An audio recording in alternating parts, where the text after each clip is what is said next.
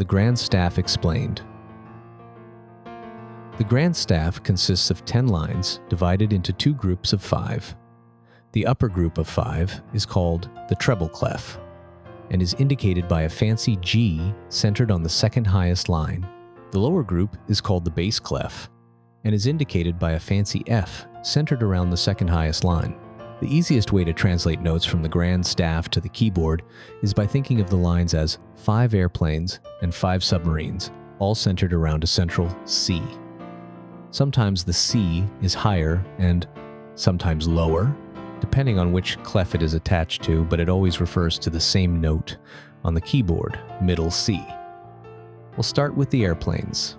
The lowest airplane can't fly directly on top of the C, so we need to skip a note to give it some altitude. Similarly, the 4 other airplanes can't be too close to each other, so we'll skip a note between each of them as well. The same is true of the submarines. The shallowest submarine still needs to be completely submerged, so we'll skip a note between it and the sea. And we don't want the other submarines to collide with each other, so we'll skip a note between each of them as well.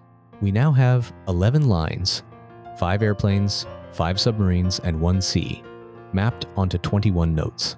Now if we want to play the third line on the treble clef, we start between the 2 clefs and count how many airplanes we pass to get to the note. In this case, we're inside the 3rd airplane. Now starting with middle C, we're going to count up 3 airplanes, keeping in mind that there is a 1-note space between each airplane. By doing this, we arrive at the B above middle C. How about this note? Starting between the clefs, we pass 1 airplane but don't quite get to the 2nd airplane. Now on the keyboard, we'll start with middle C, pass 1 airplane but stop in the space before the 2nd airplane. That gives us the note F. Starting to make sense? Let's do some submarine notes. We start in the space between the clefs, just as before, but now we're going to descend into the ocean and land inside the 2nd submarine. Now let's try it on the keyboard. Starting with middle C, we go down 2 submarines, making sure to mind the gap between each submarine. That gives us the note F below middle C. Let's try one more.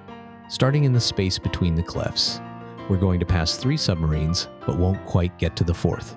Now let's try that on the keyboard. Start with middle C and travel past 3 submarines, keeping in mind the spaces between them, and stop short of the 4th. That gives us the note C below middle C. Now that you understand the concept, it's good to quiz yourself before each practice. Perhaps pick a few to memorize so you know where they are on the keyboard without having to count from middle C. If you memorize the 3rd and 5th airplane and the 3rd and 5th submarine, you'll never have to count more than 1 line in either direction to find your note.